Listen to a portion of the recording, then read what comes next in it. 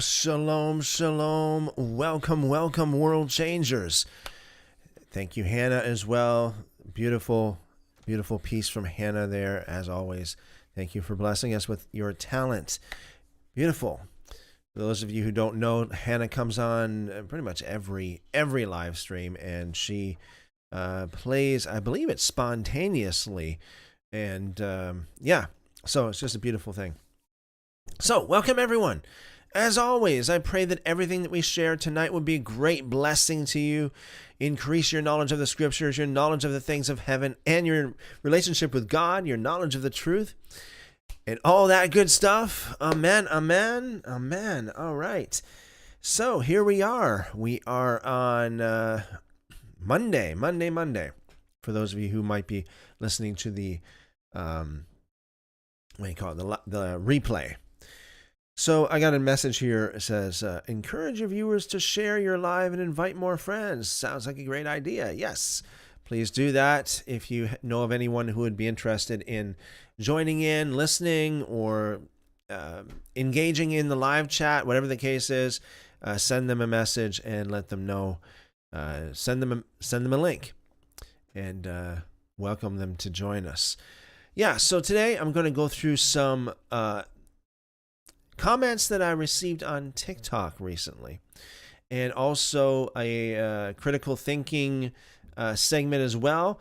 This time I'm going to be reading from a website called neuroleadership.com, the 5 biggest biases that affect decision making. Very, very interesting. Very, very interesting. So, yes, I'm going to be covering that. So, in the live chat, speaking of the live chat, we got Calamentos says, shalom, everyone. Shalom, Calamentos. Welcome. Billy says, shalom. Shalom, Billy. Welcome. Good to see you. Blessings.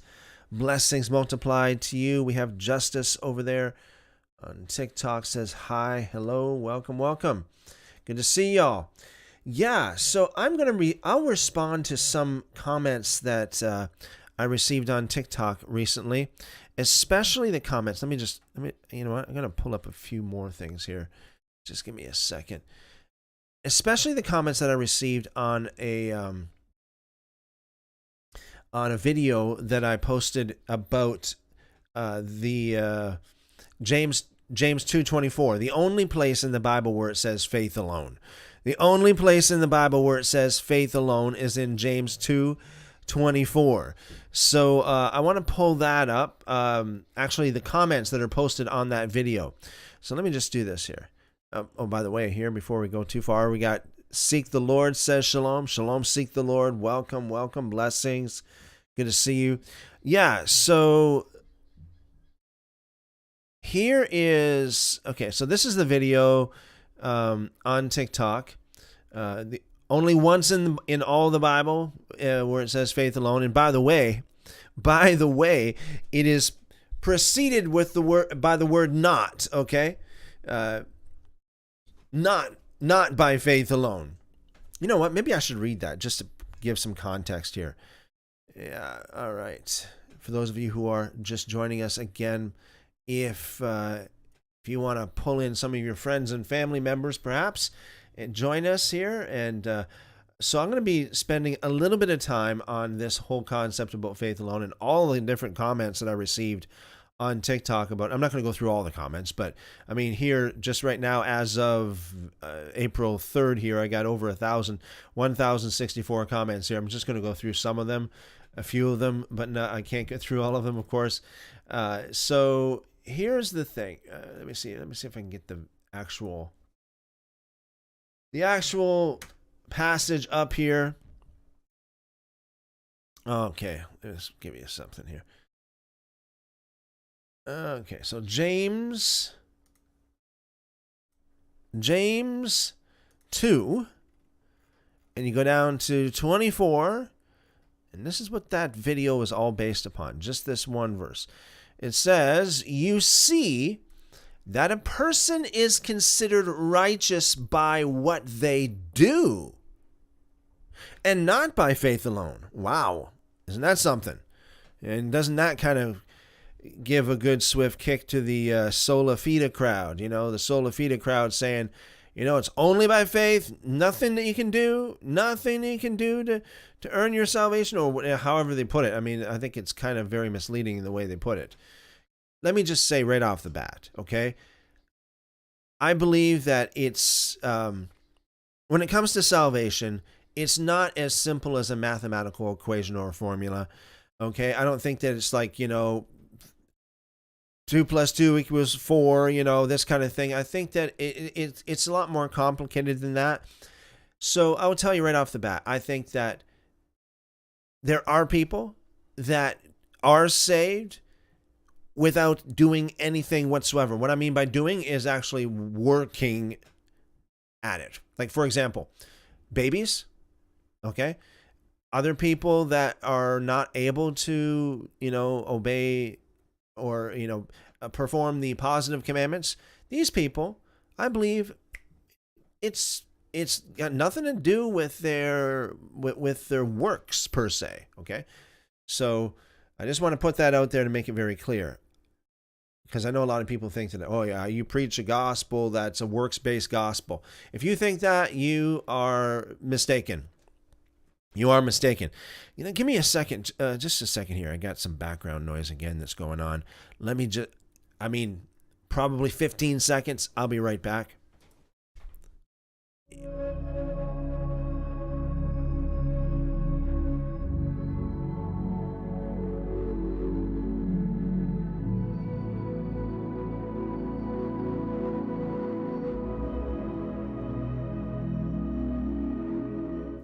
Okay, what was that? 15 seconds, maybe? I'm not sure. I didn't time myself. But anyways, thank you for your patience. I appreciate that. I dealt with that background. I'm not sure if you guys heard it, but I heard it. So it was a little bit distracting to me. So this is the passage, right? You see that a person is considered righteous by what they do and not by faith alone. So the only place in the entire Bible where it says faith alone, it's preceded by the words not by faith alone. Okay, let's get that right out of the way there. Okay, so here is the video where I explain that. I explain that, we got faith. Faith alone is preceded by not by. It's a very, very simple, short video, 34 seconds, only once in the Bible. So here's a few comments here. Daniel says, works are the evidence of salvation, not the cause. Now, this kind of rhetoric to me is really splitting hairs. It's like, what comes first, the chicken or the egg? It's okay. So let's just define something here. The word faith, okay. In the Greek, you get pistis in the Greek. The word faith means faithfulness or fidelity, okay? The word in the Hebrew would be amuna, faithfulness. So if you are faithful to your spouse, how can you be faithful to your spouse without showing it, without any kind of evidence of it, without actually doing it?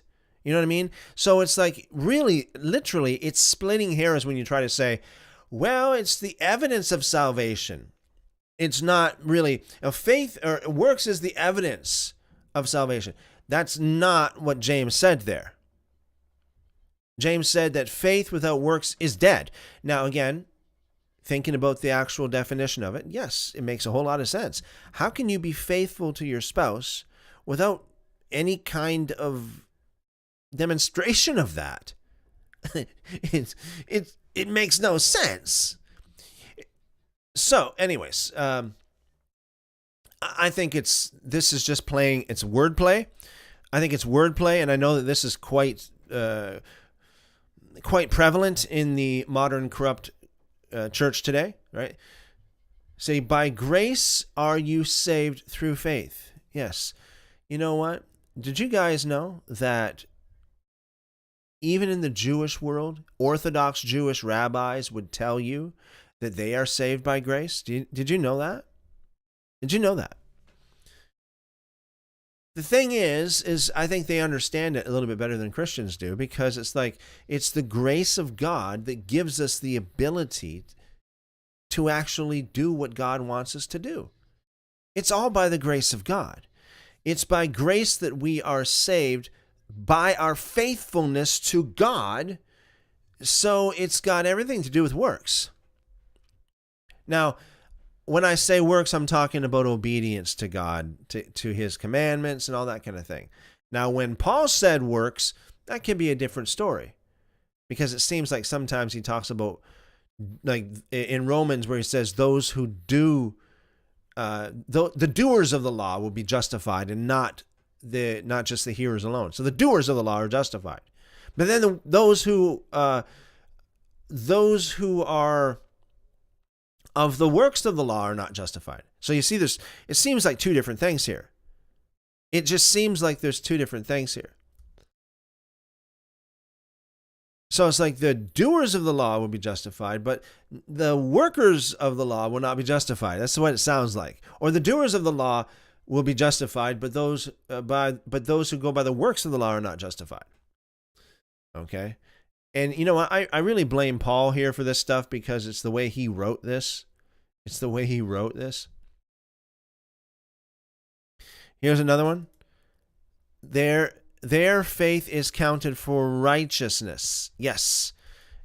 Faith is counted for righteousness because it's faithfulness and fidelity that brings about your walking. That's what walking with God means, right? If you walk with God faithfully, that's your faith.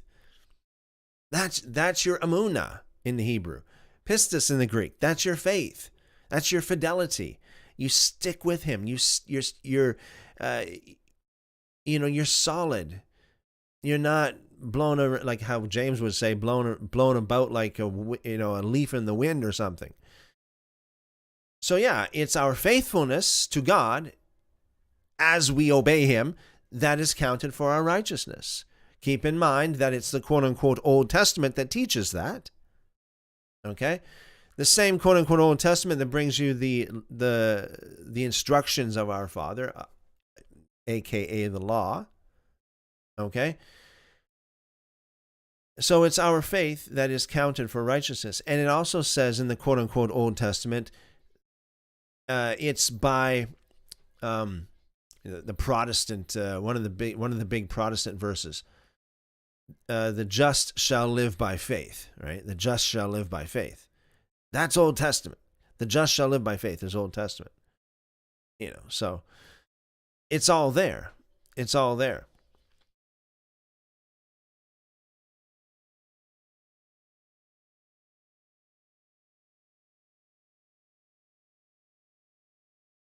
And this is a good response right here. Faith without works is dead. Faith without works is dead. Let me assure you that dead faith will not and cannot ever get you even an inch toward heaven. Dead faith won't get you an inch toward heaven.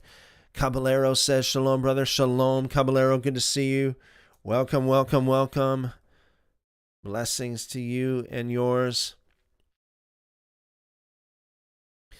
So Nebraska 002 says, think I'll stick with being saved by grace. I say amen to that, for sure. I always said, I'll say it again, it's by grace that we do everything. I can't do anything without the grace of God.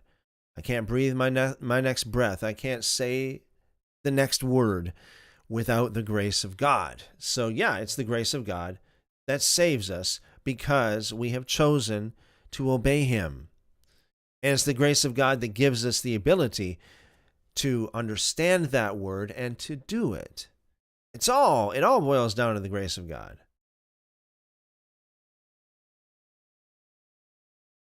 And then, of course, you got people that bring out Paul's Ephesians 2, 2:8. Let's just quickly go over there. Keep in mind,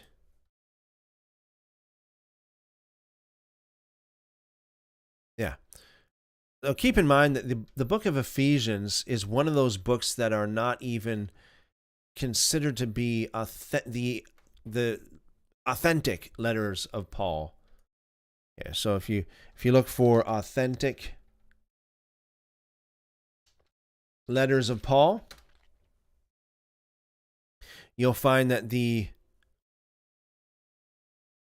Ephesians is not in there. We got Galatians, 1 Thessalonians, 1 Corinthians, 2 Corinthians, Romans, Philippians, Philemon, okay, but we don't have Ephesians in there. So let's keep that in mind when you're reading Ephesians. It is believed to be inauthentic, not really the authentic letter of Paul. Am I saying for sure 100% that it's not authentic of Paul? No, I'm not saying that 100%, but I'm saying I think we better. I think that it's to our detriment to just to hand wave it away and say, well, yeah, I don't understand it, but I'm just going to say that it's Paul's letter anyway. I encourage us, to look into why they think that the book of Ephesians is not the authentic letter of Paul. But if it is the authentic letter of Paul, perhaps that is why the Ephesians, because Ephesus was one of the hubs, the major metropolitan areas of Asia, perhaps that's why, again, we got 2 Timothy that is not considered to be an authentic letter of Paul either, but for those who think it is, this is an amazing thing here. 2 Timothy 1:15, you know that everyone in the province of Asia. So that would be all the Ephesians too. Okay? That would be all the Ephesians. Now keep in mind, if this is the authentic letter of Paul, if it is, then this would have been one of the last letters that he wrote. Remember now 2 Timothy talking about, I've run the race, I've kept the faith, and now it's time for me to go, kind of thing. Like, this is the end of me, But he says here, everyone in the province of Asia has deserted him. Why? Why would they desert him? Why? Is that really what it means? There's another question. What does it mean by everyone in the province of Asia has deserted him? What does that mean? Okay. So, hey, take it for what it is. Don't misunderstand me. I'm not saying that this is 100% certain. But if the letter of Ephesians is authentic, which many scholars believe it's not, and they have their reasons, okay? They have their evidence for that. And that if 2 Timothy, or if Ephesians is authentic and 2 Timothy is authentic, then we have a problem. Because Ephesus was like it was like the New York City of Asia back in those days. So if this is true, if everyone in the province of Asia has deserted him, that means the Ephesians did too. Why would the Ephesians desert Paul? Why? If that actually happened. But why? Let's just assume that it did. Let's assume that Ephesians is true, 100%, and 2 Timothy is as well, 100%. So why would that happen? We can only speculate because Paul doesn't tell us. Maybe there's a reason why Paul doesn't tell us. Maybe he withholds that information for a reason, right? I mean, hey, I'm just food for thought. That's all. Food for thought.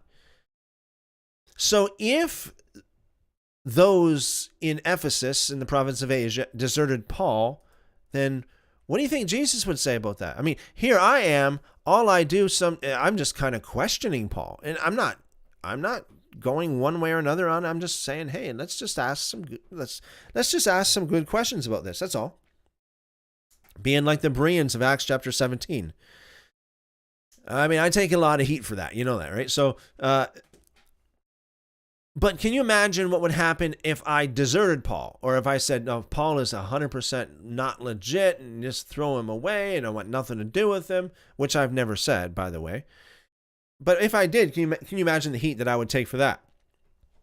Because a lot of people say, well, you're rejecting the Holy Spirit, or you're rejecting Jesus if you reject Paul, because Jesus put Paul in place. Well, who said that? Paul? Or his best buddy Luke in Acts? Like, who said that? So here's the thing. Everyone deserted Paul, if this is legit. Everyone in the province of Asia. So, later on down the road, Jesus comes along to the people in Ephesus, to the same people that deserted him. Okay? Jesus comes along to the people in Ephesus. So, what did Jesus say? Let's just pull this up here.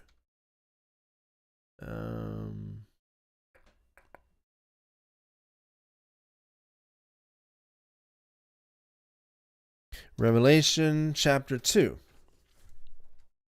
Some of you know where I'm going with this, but here's just food for thought here. Revelation chapter 2. To the angel of the church of Ephesus. Just give me a second here.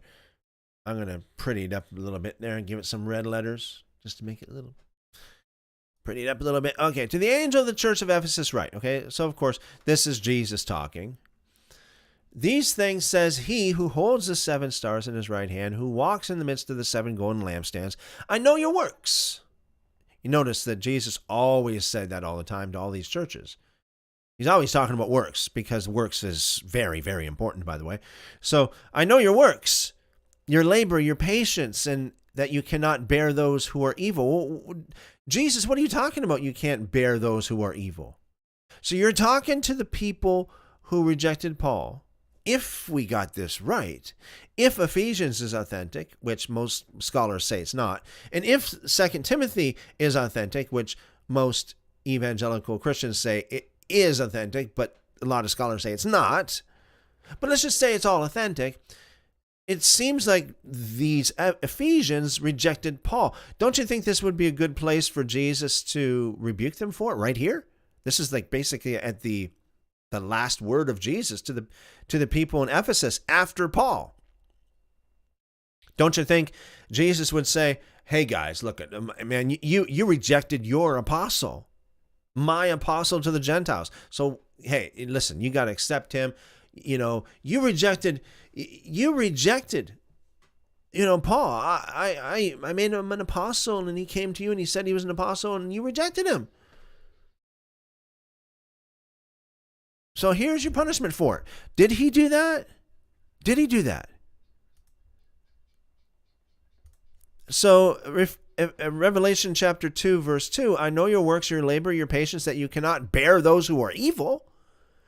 You have tested those who say they are apostles. Who are you referring to, Jesus? Who are you referring to? Who could it be in all of the book of Acts, or anybody that would live back in those days? Who is it that self-proclaim themselves to be an apostle? Who would that be? You have tested those who say they are apostles and are not, and have found them liars. Just some food for thought. Just some food for thought. So when you read Ephesians chapter 2, verse 8, the very, very famous, here we go. The very, very famous, for it is by grace you have been saved through faith in this, not from yourselves. It is the gift of God, not by works, lest anyone can boast. So, did the Ephesians reject Paul? Why did they reject Paul? And why was Jesus giving them a thumbs up for rejecting somebody or people that claimed to be apostles and weren't really apostles, and they could not bear with these people? So, you see what I'm saying here? You see what I'm saying? It's by grace you've been saved through faith. So there are some speculations as to what happened, if indeed that is what happened. So one of the speculations is, now again, don't quote me saying, "Oh, this is what Christopher believes and this is what Christopher teaches." No, this is what I'm telling you that other people have speculated, and I think it's important to throw some of this stuff out on the table. Let me know what you think in the live chat. Let me know what you think. But some people would speculate that, okay, so Paul went into Ephesus and preached this kind of stuff right here. It's by grace through faith, not of yourselves, not by works, lest anyone should boast. And then later on, we had some of the original apostles go through there and preach the gospel of Jesus, the words of Yeshua. And they're like, wait a second. Oh, hey, wait a second. Okay, Paul. Sorry, Paul, but we're gonna go with Andrew and Matthias. Okay. Now, I'm not saying that happened. I'm just saying that is what some people speculate. Great Deception says, "Shalom, everyone." Shalom, Alan. Good to see you. Blessings. Alan says, "Repent, follow Yeshua, keep Yahweh's commands." Works. Yeah. Oh, man. Yes, for sure. Awesome. So whenever you read Ephesians, you got to keep this stuff in mind where it's like, okay, number one, is it authentic? A lot of scholars says it's not. It's a forgery in Paul's name, which means this stuff is not really of Paul. But even if it is of Paul, then is 2 Timothy of Paul? And if 2 Timothy is really of Paul, if it's really the words of Paul, then why would the Ephesians reject him? Is that really what it means? And if that's what it means, then why would Jesus commend them for it? Basically give them a thumbs up for doing that? Apparently. Or are we reading way too much into the scriptures? You tell me. Let me know what you think. Let me know what you think. However, let's take a good hard look at this just for a moment here, because y'all, if you haven't dealt with this narrative, you will sometime. So it is by grace you've been saved. Okay, I believe that. I think that's awesome. It's by grace that we have anything and everything. God is behind everything and anything. I mean, I can't lift my pinky finger without the grace of God. I mean, it's true. It's God's grace that gives us every ability that we have. It's God's grace that gives us his law. After all, it's a loving Heavenly Father that wanted his beloved people to be free from the bondage of Egypt and set them free. Why? To give them the law of liberty. That was their present. This is your freedom present. The law of liberty. It's all by grace. Through faith. Why? Because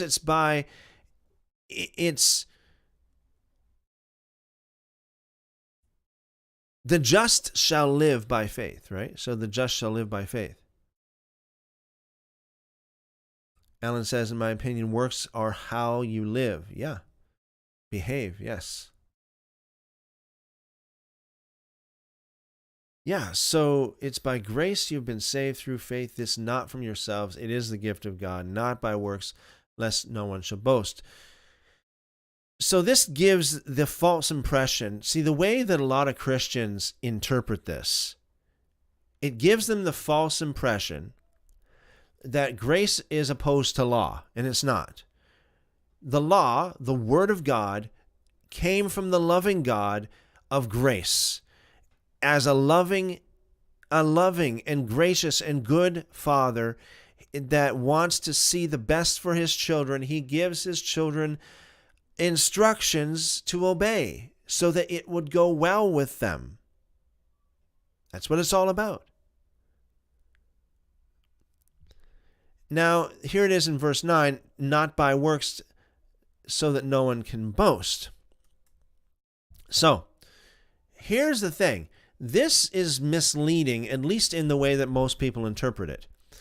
Because I tell you what I believe to be the truth is, if you obey the Torah, let's say you are in tune with the Torah, there's no way for you to be full of pride and full of the Torah at the same time. Because the more of the Torah you obey, the less pride you have, the less boasting you will do. Okay? Hey, if anyone would be obeying the Torah, it would be the one who actually delivered the Torah, which would be Moses. And it said in Numbers chapter 12 that he was the most humble man in all of the earth. Now, if the Torah made someone proud and boastful, it certainly should have done that to Moses himself. It did the opposite, because that's what the Torah, I believe, does. Torah squashes your pride. Torah squashes the arrogance and the boastfulness. Torah keeps you in line. So there's no way you can be in tune with the Torah and boast at the same time. There's no way. There's no way. So this is the reason why I believe this is misleading. Whoever wrote this, if it was Paul or a ghostwriter, a forger in his name, it's misleading. It is misleading. Let's check out a few more comments, and then we'll go into the critical thinking segment, and then, Lord willing, after that, Hannah, it'll be a little bit yet, but Hannah will come back and play for us. So we got one after another here. By grace through faith, that no man should boast, not of works. Yeah, well, you know what? If you're in line with Torah, you're not going to be boasting. You're not. The Torah actually commands humility. You know that. So it's impossible to be obeying Torah, at least in its fullness, and also be a boastful, proud man at the same time. It's impossible. Shane also says the same thing. By grace are you saved through faith, not of works, lest any man should boast. Well, it's like these little flags that people wave, not by grace, or by grace through faith, not by works, not by works. What is works? What are works? What are works? According to the MMT of the Dead Sea Scrolls, the works of the law are the rabbinic additions to the law, not the law itself. So this is what you get, right? So this is, to me, it's like, this is typical. So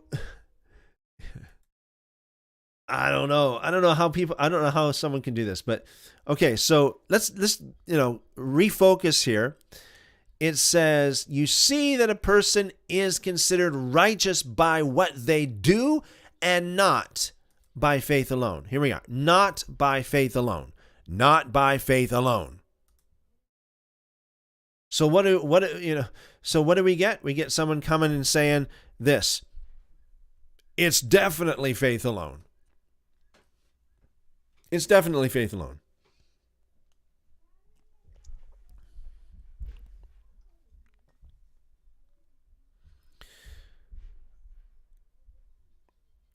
God's goat child says the dietary laws, it started with the food. It's ending with the food. Sorry, I'm not too sure what you mean by that, but thank you for your comment. I'm not 100% sure what that is, what you're meaning by that. But yeah, we got like James says not by faith alone, and someone comes along and says it's definitely faith alone. It's like, okay. It's like how Jesus said, do not think, like don't think not that I come to abolish the law. So what do Christians do? They think that he came to abolish the law. It's like whatever the Bible says, they do the opposite. Or they think the opposite. Here's another one like this. Faith is the cause and works is its fruit. We're saved faith alone, and through grace we work, not the other way around. I am from the persuasion that you cannot separate faith, Hebrew emunah, or Greek pistis. You cannot separate faith from your allegiance to God's loving instructions. You cannot separate those two, because faith, emunah, pistis, is being faithful, and it's fidelity to God. And the only way you can have faithfulness to God or fidelity to God is by being faithful to God, by doing what he said to do. That's all. So I think trying to split quote unquote faith from quote unquote works is almost like splitting hydrogen and oxygen in water. You're not going to get water. I mean, faith, you're not going to, if you split faith and works, you are actually changing the entire chemical composition of the gospel by doing that.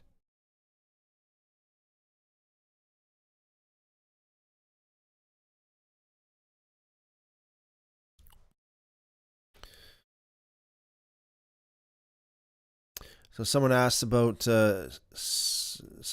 circumcision. So I go with the Acts chapter 15 approach. Okay, so Acts chapter 15, we have men from Judea that came and said that you must be circumcised in order to get saved. And then, of course, Paul and Barnabas and Titus had a problem with that. Of course, Paul would have a problem with that if anybody would. And apparently Paul didn't have the authority to deal with it. So he had to escalate it to Peter and James in Jerusalem. So he went to Peter and James in Jerusalem and said, look, we have a problem here. We got these guys going around saying you must be circumcised. So, and Peter stands up and says, look, you know that God chose me, that by my mouth the Gentiles should hear the gospel. So he goes off on his little opinion about it. Okay. And then at the end, James the Just, okay, of course, James being the leader of the church, in the successor of Jesus. It wasn't Peter, by the way. It was James the Just. It wasn't Peter. We know that because, you can see that in action in Acts chapter 15 and in Acts chapter 21, where James was the one who always brought down the final word. He was the final authority. Josephus, church, I guess you might call historian, early church writer in the early years of the New Testament church, Josephus confirmed that James the Just was in fact the leader of the church in Jerusalem, or the successor, if you will, of Yeshua, of Jesus.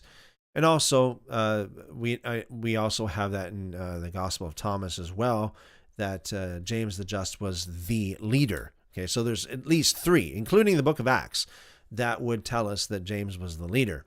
So James comes out and says, look, we don't want to burden these Gentiles more than what's necessary. Here's 4 laws that this is what's required of the Gentiles, these 4 laws. Right? So James brought down the 4 laws, which is in essence the proto-Noahide laws. If you take today's Judaism, 7 Noahide laws, and just kind of boil it down a little bit, it's pretty much this what you get, is you get the 4 laws of Acts chapter 15. It's the same idea. It's the same concept. It's like if you're a Gentile and you want to convert to Judaism, you must start with the Noahide laws.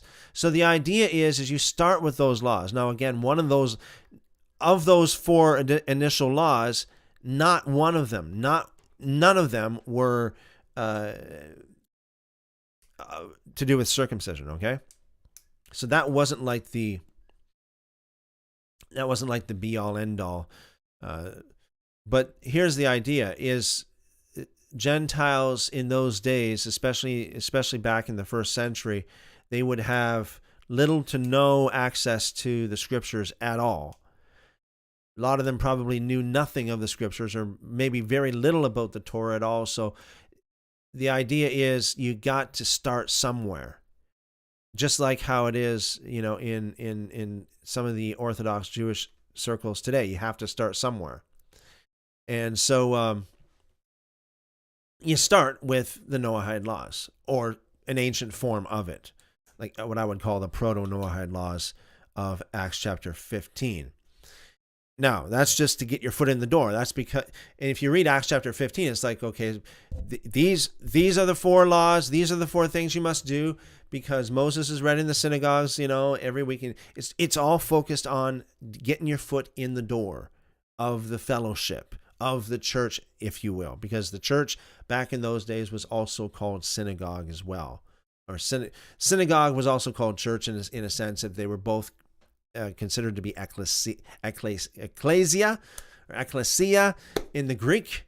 Okay, that's a historical fact. So, but here's the thing: Gentiles were given those 4 laws because they knew nothing. It's like you have to have somewhere to start. You have to have some like initiation. You have to have something to start with. And then as you learn, you're expected to practice. You're expected to put that into practice. Like how Yeshua said, Jesus said, to someone who is given much, much is required.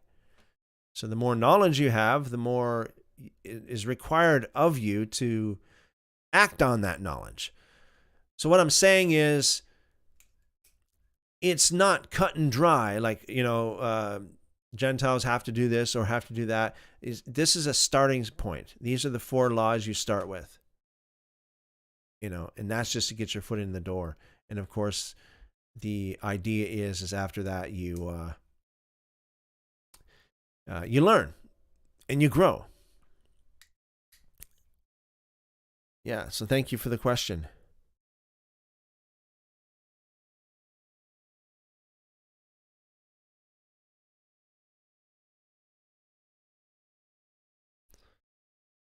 Someone says, disagree about James. I'm not sure what you mean by disagree. I said a lot about James. I'm not sure what it is that you disagree about. Someone says, thank you for the response. So thank you for asking. I appreciate that.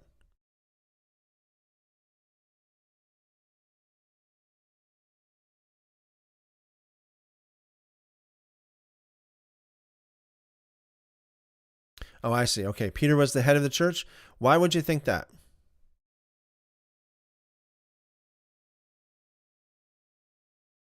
I'm just wondering where you would. I understand that there are different people that have different reasons for it, but why would you think that Peter was the head of the church? Okay. Matthew 16:18. Yeah. Okay. So Matthew 16:18 is very misunderstood by most Christians. Okay. So here's the thing. Let's just quickly jump over there. Matthew 16:18. The very, very famous passage of, you are the Christ, the Son of the living God, and all that kind of stuff. Okay.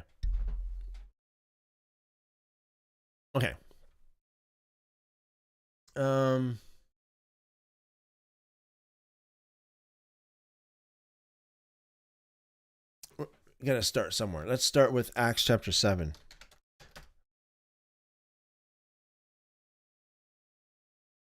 Acts chapter 7. So Stephen is going through the history of the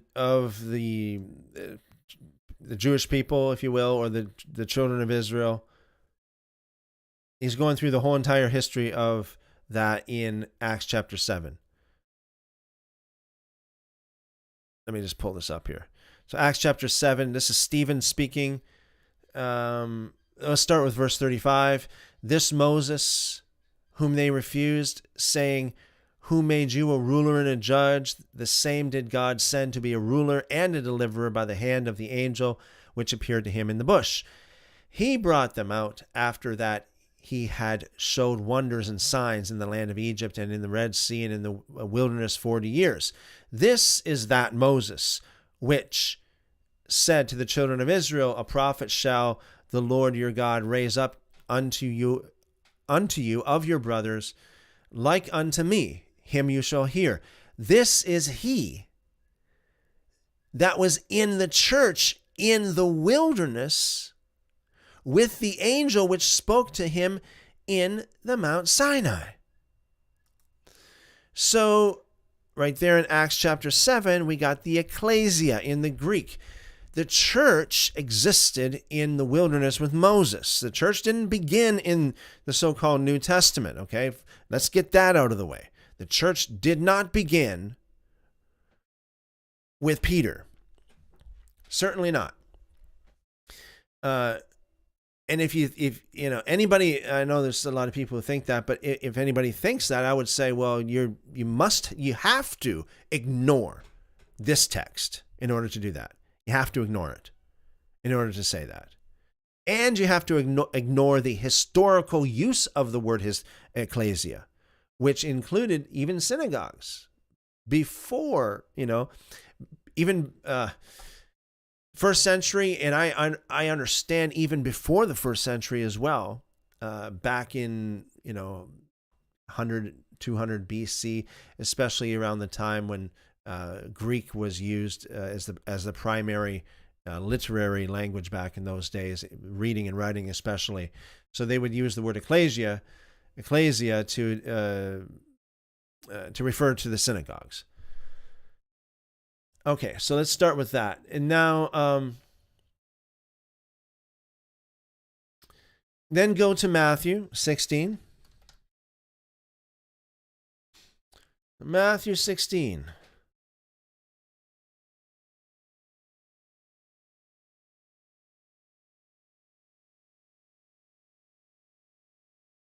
Now, Matthew, it is quite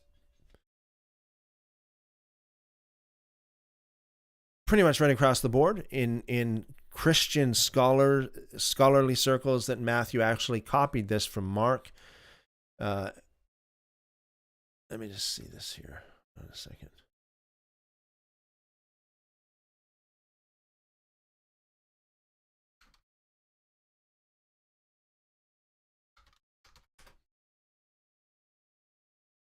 No, sorry. Just a second here.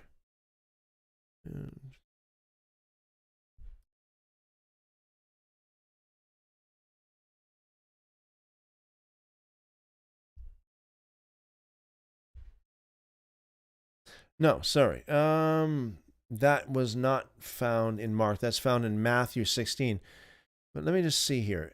Is that whole story found in any other gospel?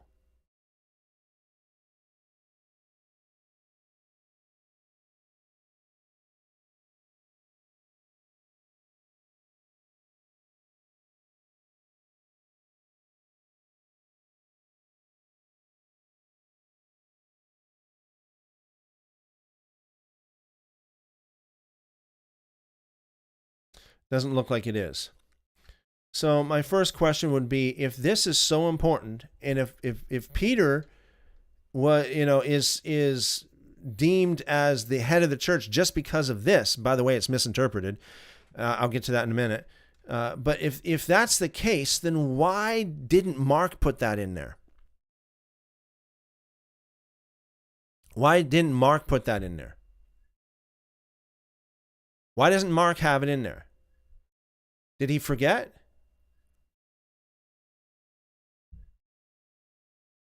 Why doesn't John have it in there? What about Luke?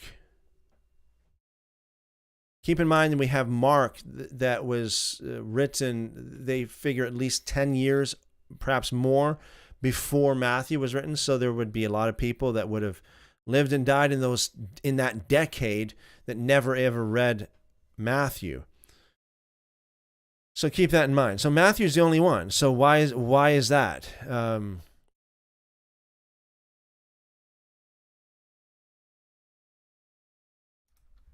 Okay, so this is Matthew chapter 16, verse 13. Again, it seems like this is the only gospel that this is written in. Again, this is a concern, because why didn't any of the other authors write this?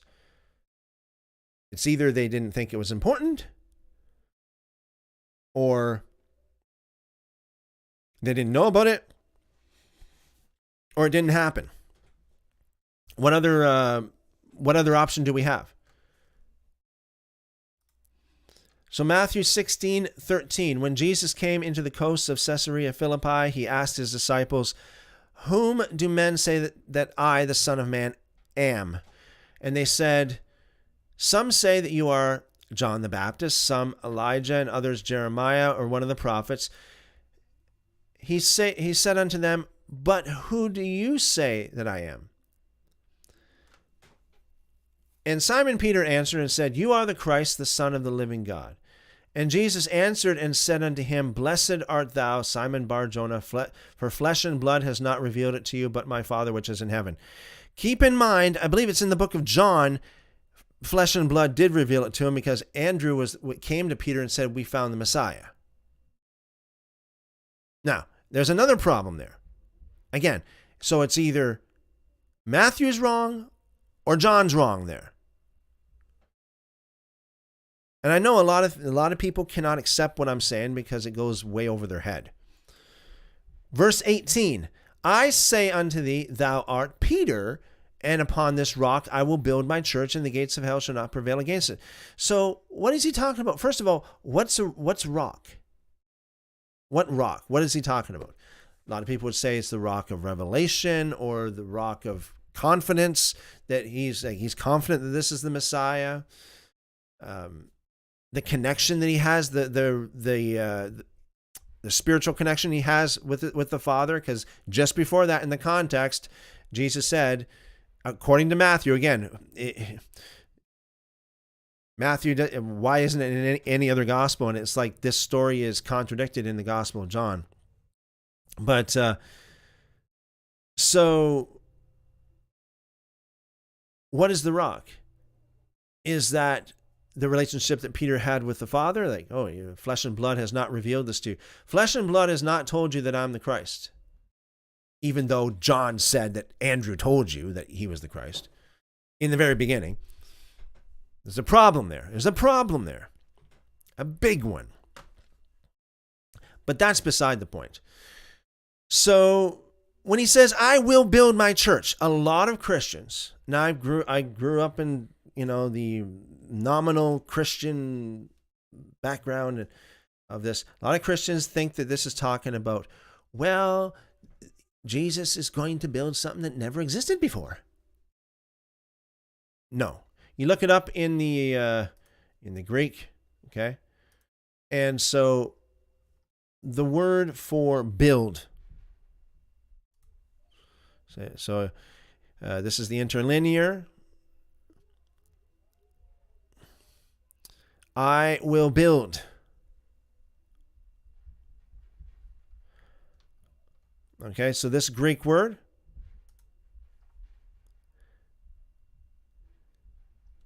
build, edify, builder, build up, being in building, embolden. It's the exact same word that's used when Paul said that you build one another up. The church edifies. You edify the church with your spiritual gifts. It's talking about edifying. It's talking about building up something that's already there. It's talking about strengthening something that's already there.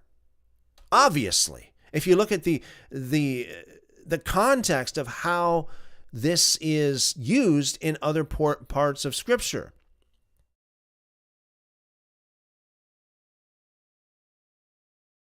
Okay, so number one is we have Acts chapter 7, which confirms the historical accounts of the word ecclesia, which says the church existed long before even Jesus was born. Okay. And yeah, by the way, we don't have two churches, okay? It's not two churches or two lords or two fathers or we don't have two gospels. We don't have two words of God. We don't have a double standard, double-minded, schizophrenic God, okay? We don't have two gospels.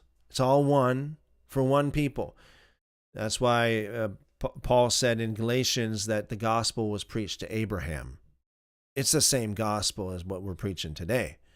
The true gospel. Maybe not the gospel of the modern corrupt Christian church, but it's the true gospel.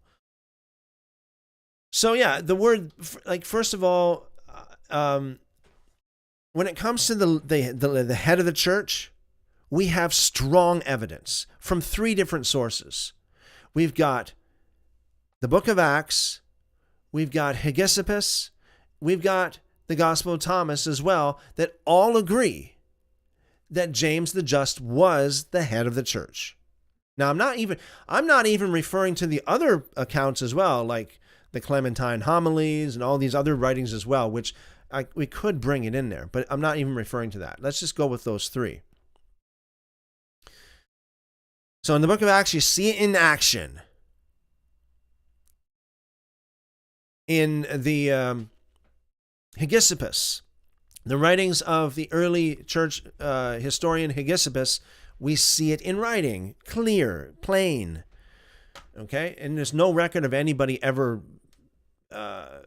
especially in the early church, ever opposing that. And then we have in the Gospel of Thomas as well, that also confirms that. Okay? But when it comes to Peter being the head, what do we have that says that? Just assertions from the church today that really has no other basis other than Matthew 16:18, which is a very dicey and questionable passage anyway. And even if it is historical and everything it says there is true, Jesus in that context did not mean that it's going to be something new.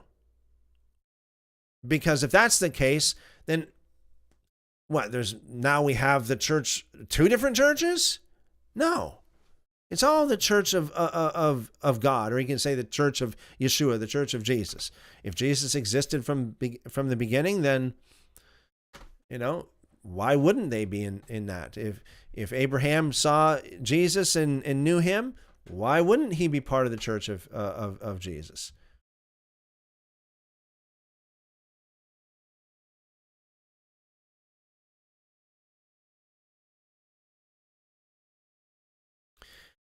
So James was very important. Well, very important. Yeah, very, very important. He was, again, the guy who brought down the final word in Acts chapter 15 and Acts chapter 21. It wasn't Peter. Peter didn't have the authority to do that. It was James.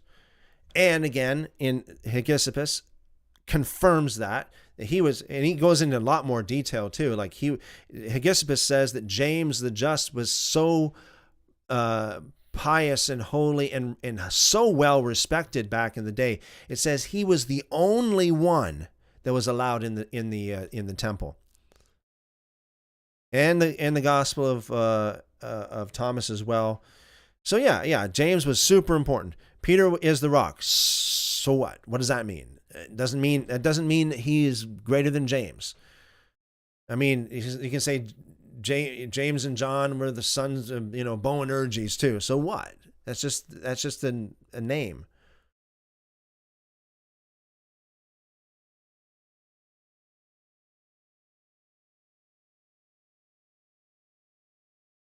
The father confirms that James was the bishop of Jerusalem. Yeah, and that's what makes him the head of the church. Jerusalem was the, if you will, capital of the spiritual of the ecclesia back in those days, for sure.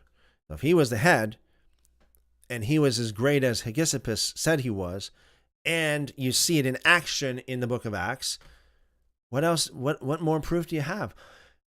I would highly recommend you throw away the very shallow interpretation of the modern corrupt Christian narrative and look at history and see exactly what history says. History says James the Just was the one.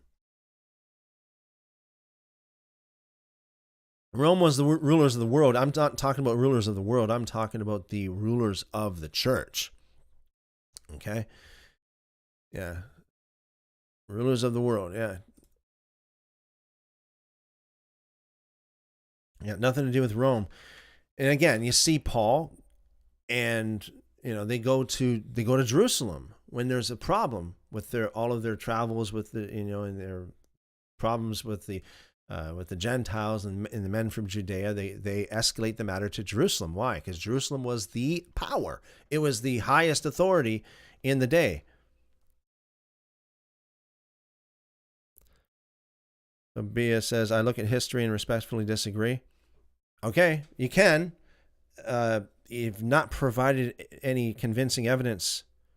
If Peter was in Rome, that should be evidence right there that Peter wasn't the head, okay? That should be evidence right there that he wasn't. Because Rome is not the head. Well, Roman church, maybe. I mean, so yeah, that should be evidence right there, because the head of the church was in Jerusalem, according to the book of Acts, okay? And according to church history, especially in the first century. So that should be a big clue right there. That should be a huge clue. Yeah, anyways, let me see what else we have here.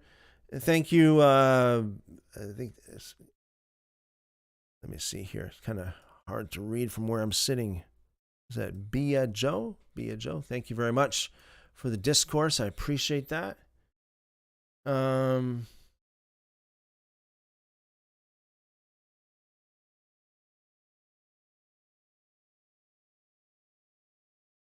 And you know what? It's healthy to have healthy disputes like this. You know, it's healthy. Again, you look at the book of Acts, that's what the disciples did. That's what the disciples did.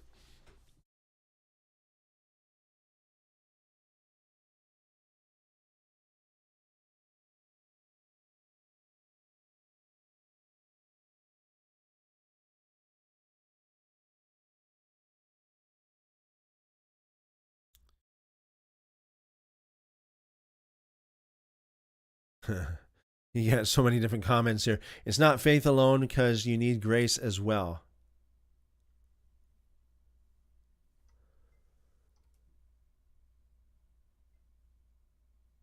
Bia Joe says, agreed, friend, and thank you for being respectful. Well, thank you. I appreciate that. I appreciate that. Thank you as well. I appreciate that. Just going through some of these comments, and in a little bit, I'm going to be touching on a little bit of critical thinking points. And then we're going to have Hannah come and play some live music for us. And then we're going to read a chapter in Josephus. Josephus, Antiquities of the Jews, Book 2, Chapter 9. Let's see here.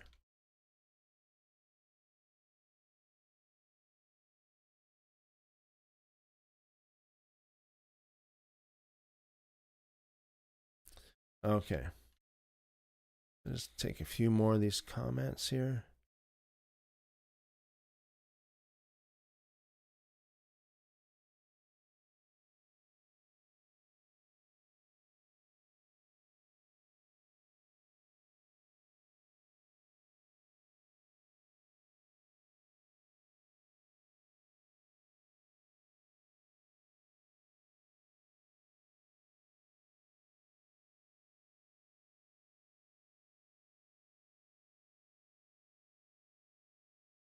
This is an interesting comment. This is a really interesting one.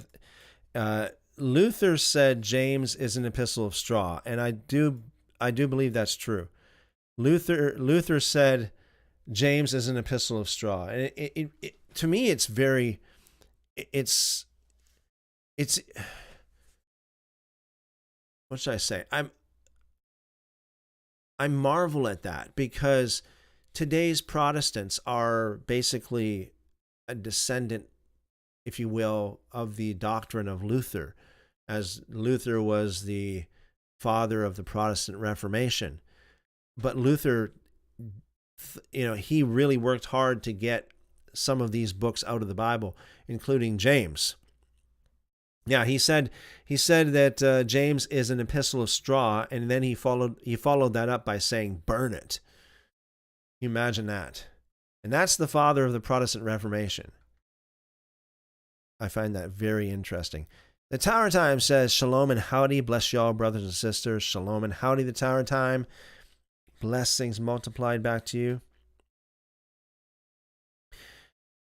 Be a Joe 2022 says, thanks for the content. See you in the future. Happy Holy Week. Yes. Happy Holy Week to you as well. Blessings multiplied back to you. Thank you. Okay, let's get on to. I want to talk a little bit about, again, some critical thinking tips as we usually talk about here.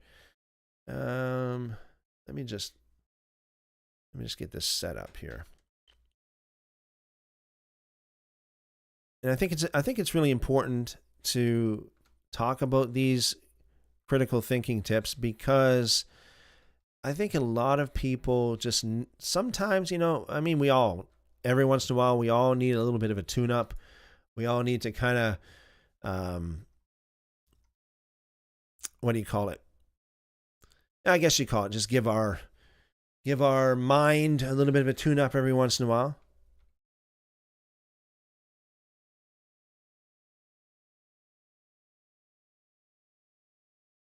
So I got here a little article from neuroleadership.com, just to give credit where credit is due. Neuroleadership.com, the 5 biggest biases that affect decision making. And I can just imagine somebody might think, well, what are you talking about this for?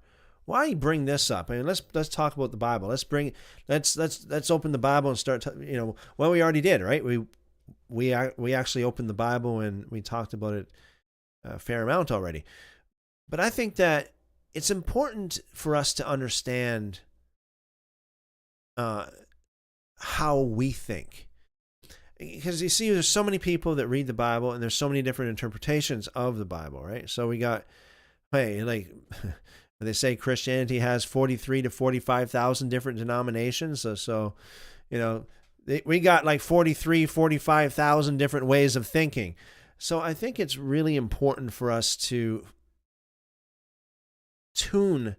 keep our mind in tune, to know what is good thought versus not so good way of thinking. Yeah, so this is why I think it's important just to talk about this for a few minutes every day anyway. The 5 biggest biases that affect decision making. Now, I know this is talking about decision making, but I think we can apply this to interpretation or deciding what to believe about what any given scripture says, put it that way. So it says here, humans make thousands of decisions every day. However, to save time and energy, our brains don't give each decision equal attention. Instead, we take mental shortcuts. To brain scientists, these shortcuts are known as biases. They're neither good nor bad, they just are. They help us in certain cases and hinder us in others. For instance, an expedient bias compels us to make decisions quickly. If we're in a burning building, that may be life-saving. But if we're conducting a performance review, it might be disadvantageous. That's why we've unpacked these shortcuts to help leaders and teams mitigate the biases that negatively affect decision making, so that they can be more innovative and effective. Through our research, we've organized more than 150 such biases into 5 broad categories.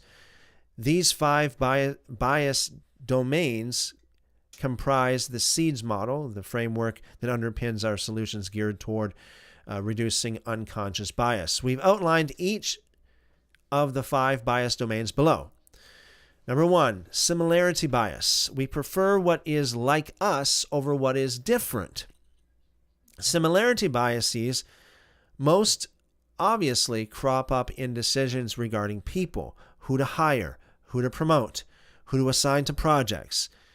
It occurs because humans are highly motivated to see themselves and those who are similar in a favorable light. We instinctively create in-groups and out-groups, boundaries between who we consider close to us and who lives on those margins, or on the margins. We generally have a favorable view of our in-group, but a skeptical or negative view of the out-group. Hence, why managers hire employees who remind them of themselves. Overcoming a similarity bias requires actively finding common ground with people who appear different. Wow, there's a good challenge right there. You know, if I appear different, actively finding common ground, that's a good one. Expedience bias. We prefer to act quickly rather than to take time. Humans have a built-in need for certainty, to know what is going on. A downside of that need is the tendency to rush to judgment without fully considering all the facts. Expedience biases crop up when we are reviewing employees and rely solely on one data point or recommendation. The fix is to develop a step-by-step approach that makes it easy to gather more information. Experience bias. We take our perception to be the objective truth. Oh, wow. That's a big one, isn't it? We take our perception to be the objective truth. We may be the stars in our own show, but other people see the world slightly different than we do. Experience biases occur when we fail to remember that fact. We assume our view of a given problem or situation constitutes the whole truth. To escape the bias, we need to build systems for others to check our thinking, share their perspectives, and help us reframe the situation at hand. Distance bias. We prefer what's closer over what's farther away. Distance biases have become all too common in today's hybrid world. They emerge in meetings when folks in the room fail to gather input from their remote colleagues who may be dialing in on a video platform.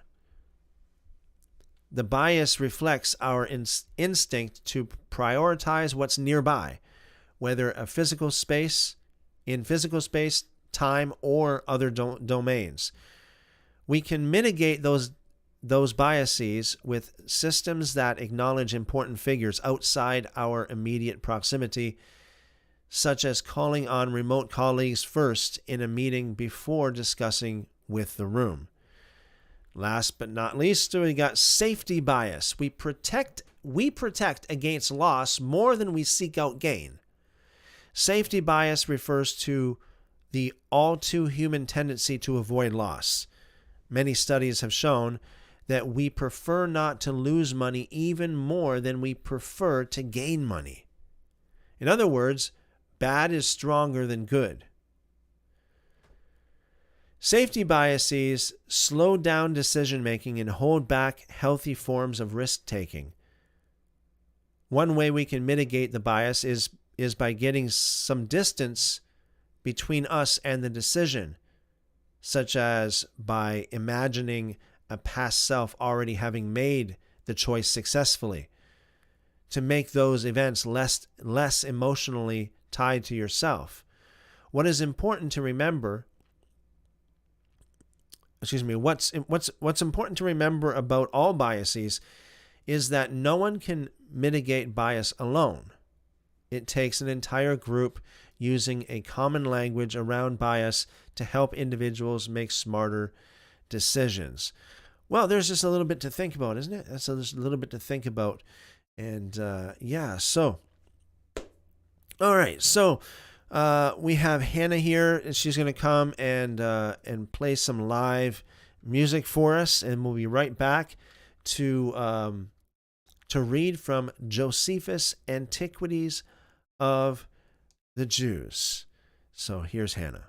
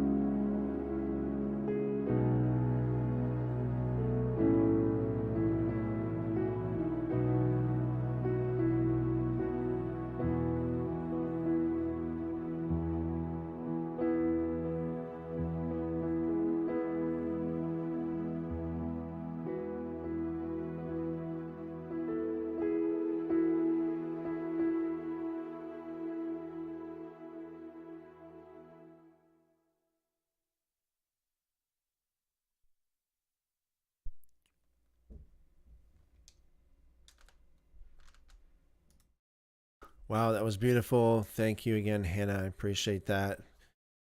Thank you for sharing your talent with us. Beautiful, beautiful, beautiful, as always. Okay, so we are going to read one chapter of the Antiquities of the Jews tonight. So this is Flavius Josephus, Antiquities of the Jews, Book 2, Chapter 9. Book 2, Chapter 9.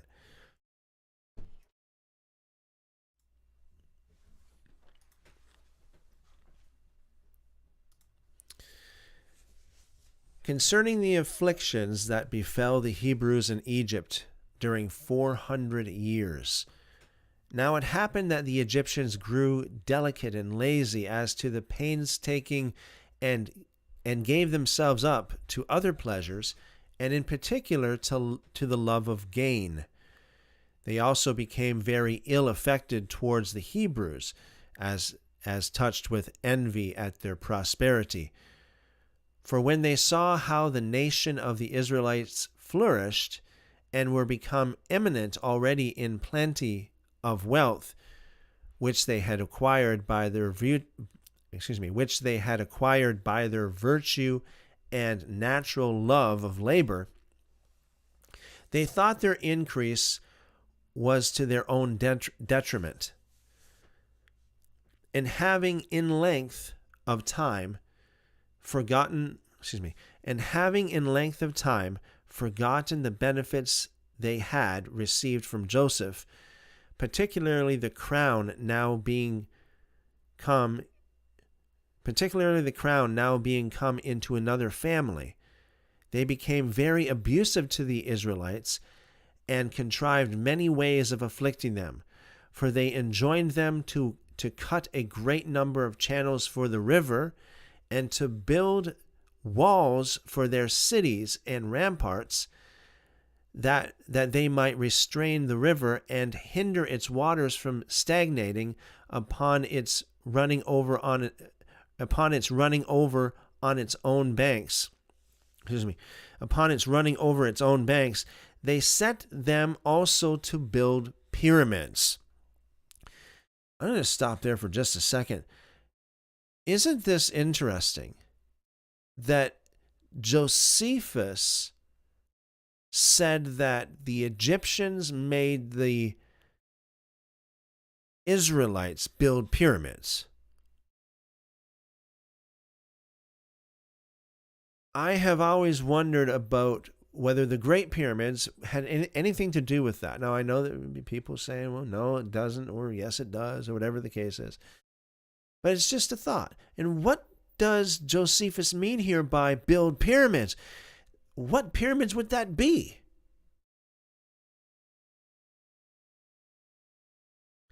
He said the Egyptians made the Israelites build pyramids. Isn't that interesting? And by all this, wore them out and forced them to learn all sorts of mechanical arts and to accustom themselves to hard labor. And 400 years did they spend under these afflictions, for they strove one against the other, which should get the mastery. The Egyptians desiring to destroy the Israelites by these labors, and the Israelites desiring to hold out to the end under them. While the affairs of the Hebrews were in this condition, there was this occasion offered itself to the Egyptians, which made them more solicitous for the extinction of our nation. One of those sacred scribes, who are very sagacious in foretelling future events truly, told the king that about this time there would be a child born to the Israelites, who, if he were reared, would bring the Egyptian dominion low and would raise the Israelites. And he would excel all men in virtue and obtain a glory that would be remembered through all ages. which thing was so feared by the king that according to this man's opinion, he commanded that they should cast every male child which was born to the Israelites into the river and destroy it, that besides this, the Egyptian midwives should watch the labors of the Hebrew women and observe what is born, for those were the women who were enjoined to do the office of midwives to them, and by reason of their relation to the king would not transgress his commands. He enjoined also that if any parents should disobey him and venture to save their male children alive, they and their families should be destroyed. This was a severe affliction indeed to those that suffered it, not only as they were deprived of their sons, and while they were the parents themselves, they were obliged to be subservient to the destruction of their own children, but as it was supposed to be supposed to tend to the extirpation of their nation, while upon the destruction of their children and their own gradual dissolution, the calamity would become very hard and inconsolable to them. And this was the ill state they were in.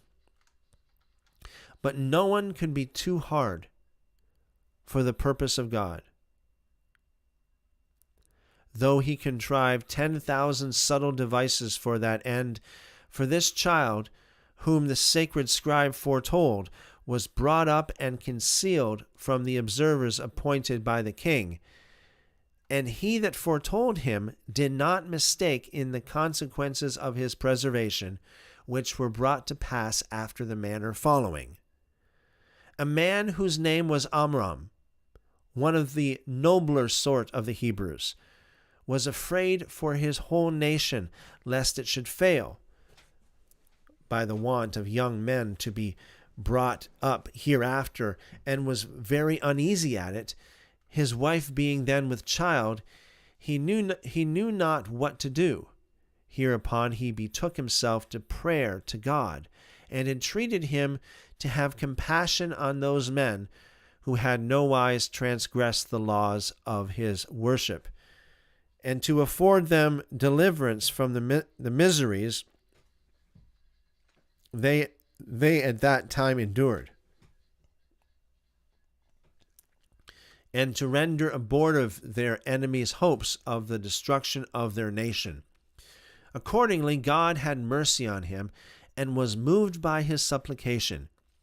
He stood by him in his sleep, and exhorted him not to despair of his future favors. He said further that he did not forget their piety towards him, and would always reward them for it, as he had formerly granted his favor to their forefathers, and made them increase from a few to so great a multitude. He put him in mind that when Abraham was come alone out of Mesopotamia into Canaan, he had been made happy not only in other respects, but that when his wife was at first barren, she was afterwards by him enabled to conceive seed and bear him sons. That he left to Ishmael and to his posterity the country of Arabia, and also to his sons by Keturah, Troglodytis, and to Isaac, Canaan. That by my assistance, said he did great exploits in war, which was, unless you be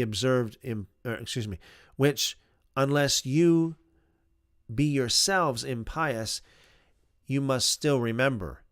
As for Jacob, he became well known to strangers also, by the greatness of that prosperity in which he lived, and left to his sons, who came into Egypt with no more than 70 souls, while you are now become above 600,000.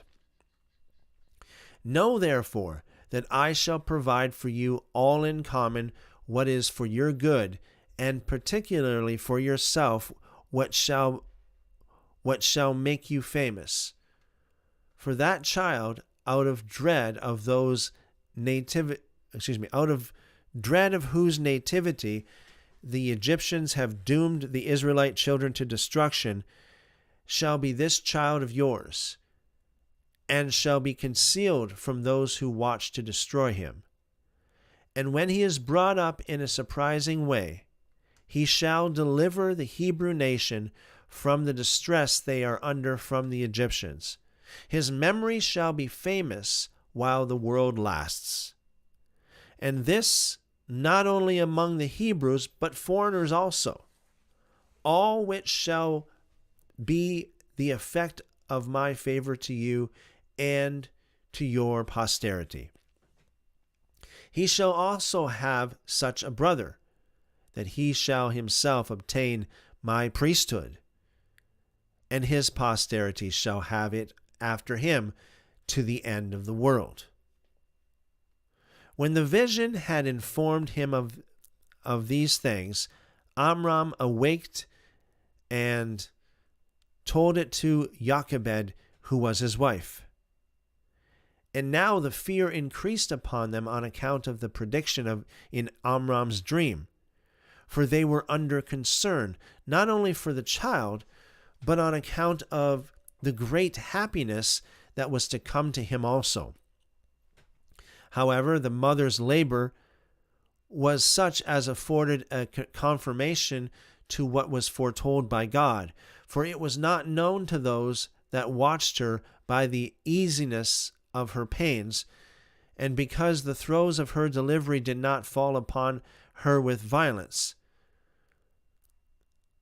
And now they nourished the child at home privately for 3 months. But after that time, Amram, fearing he should be discovered, and by falling under the king's displeasure, both he and his child should perish, and so he should make the promise of God of none effect, he determined rather to trust the safety and care of the child to God, than to depend on his own concealment of him, which he looked upon as a thing uncertain, and whereby both the child, so privately to be nourished, and himself should be in imminent danger.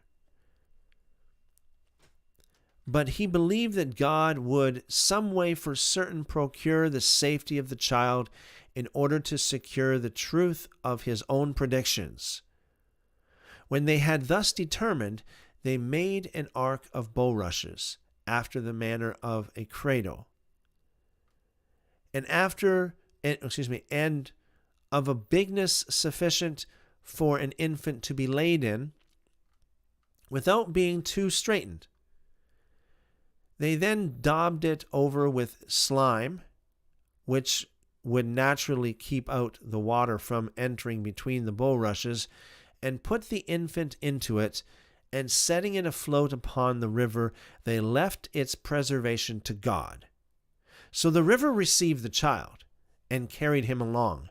But Miriam, the child's sister, passed along upon the bank over against him, and her mother had bid her to see where the ark would be carried, where God demonstrated that human wisdom was nothing, but that the Supreme Being is able to do whatsoever he pleases, that those who, in order to their own security, condemn others to destruction and use great endeavors about it, fail of their purpose, but that others are in a surprising manner preserved and obtain a prosperous condition almost from the very midst of their calamities. Those, I mean, whose dangers arise by the appointment of God. And indeed, such a providence was exercised in the case of this child as showed the power of God. Thermuthis was the king's daughter. She was now diverting herself by the banks of the river, and seeing a cradle borne along by the current, she sent some that could swim, and bid them bring the cradle to her. When those that were sent on this errand came to her with the cradle, she saw the little child. She was greatly in love with it on account of its largeness and beauty.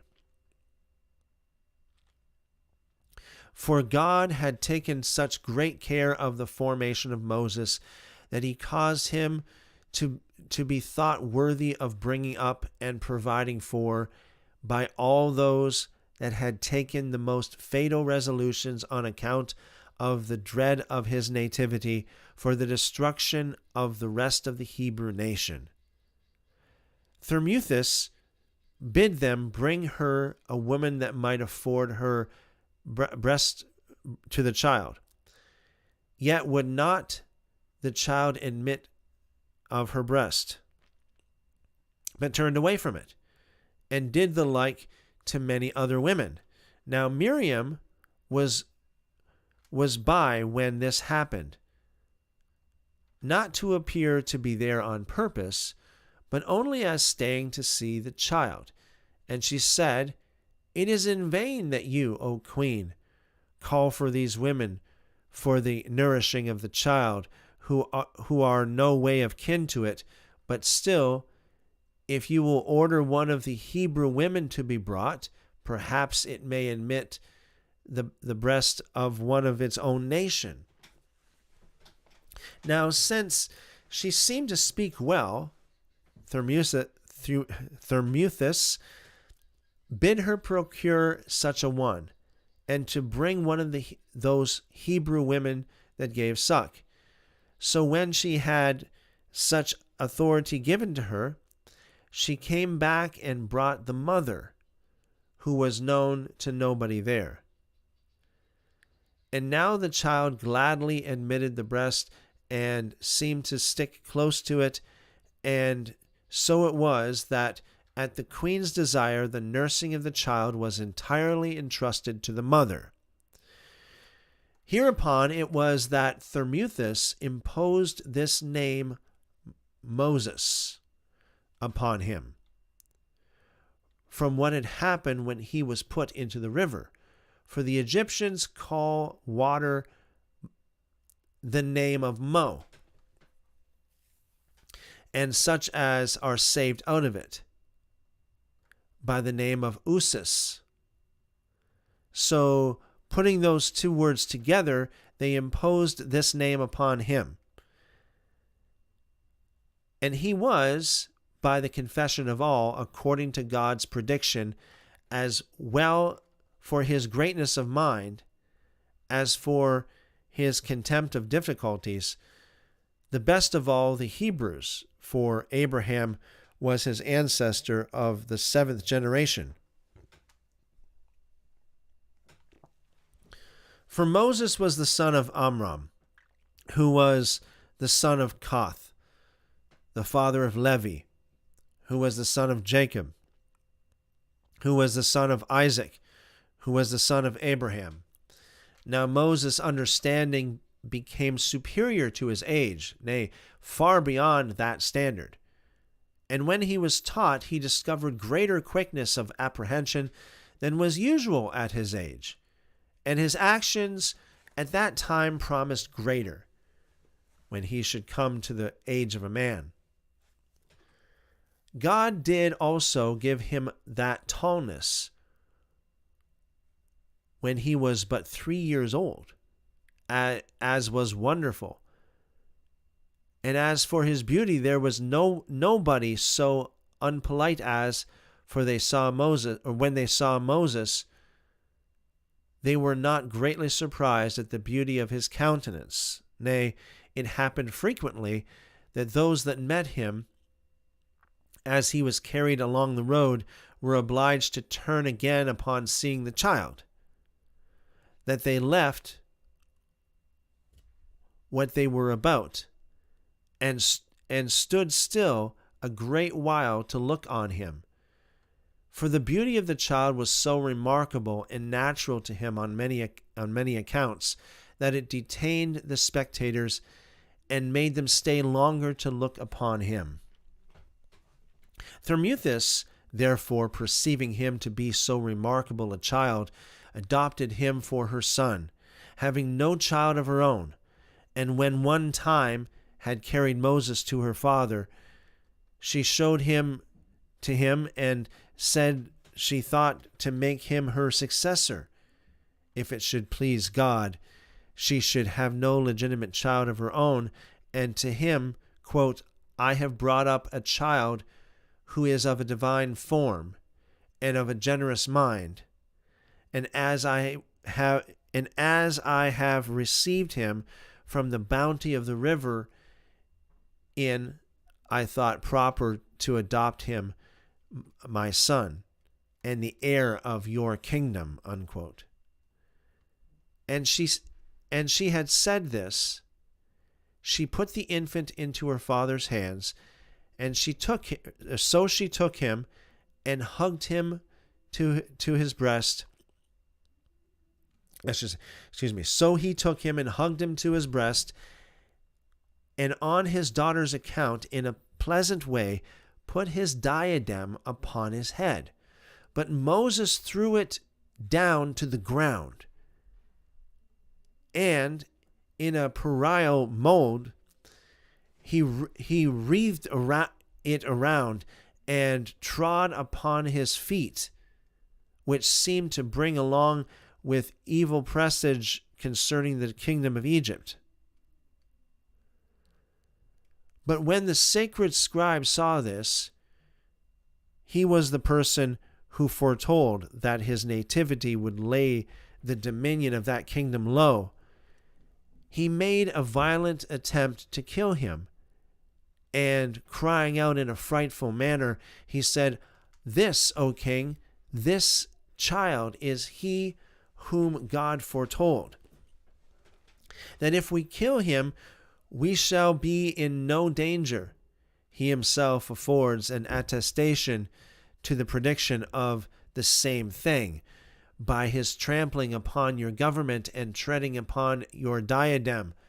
Take him, therefore, out of the way, and deliver the Egyptians from the fear they are in about him, and deprive the Hebrews of the hope they have of being encouraged by him. Unquote. But Thermuthis prevented him and snatched the child away. And the king was not hasty to slay him. God himself, whose providence protected Moses, inclining the king to spare him. He was therefore educated with great care. So the Hebrews depended on him and were of good hopes great things would be done by him. But the Egyptians were suspicious of what would follow such his education. Yet, because if Moses had been slain, there was no one, either akin or adopted, that had any oracle on his side for pretending to the crown of Egypt, and likely to be of greater advantage to them. They abstained from killing him. Wow. Isn't that amazing? Isn't that amazing? Yes. That's amazing. So much information there from Josephus that we don't have in the book of Exodus, right? So that the Egyptians made the Jews build pyramids. Okay, that how much much of that was details that we don't have in our regular Bible, if you will. Very, very interesting. Yes, lots of that awesome detail. The Tower Time. Thank you very much for the super chat, the Tower Time. I appreciate that. Tower Time says, thank you for sharing the gift Yahweh has given you to play beautiful anointed music, Sister Hannah. Wow, thank you very much, the Tower Time. And yes, sure, Hannah would appreciate that. Thank you. Temple Snail says, do you see Twitch chat? Yes, I do. I'm not sure if you're still there or not, but yes, I do. Okay, so as I always say, last call for any extra questions, quick questions or prayer requests before we close out tonight. So tomorrow night we'll pick up again, Lord willing, with chapter 10. How Moses made war with the Ethiopians. Isn't that interesting? Chapter 10, how Moses made war with the Ethiopians. Yeah, so anyways, guys, thank you again. You guys are awesome. Love you guys. Keep on pressing in, keep on calling on his name, and he will show you great and mighty things. It's awesome. It's awesome. The Father is just amazing, isn't he? The Father is amazing. Okay, guys, that'll be it for tonight. Love you guys. And I'll see you again tomorrow evening, same time, same place, 7 p.m. Eastern, as always. Answering your questions and your comments, praying for you guys. Your prayer requests. And all that good stuff. Reading from Josephus. All right. Love you guys. Again, as always, I pray the Lord bless you and keep you. Make his face to shine upon you. Lift up his countenance upon you. And give you wonderful, wonderful shalom. Amen. Amen. Thank you very much, guys. See you tomorrow.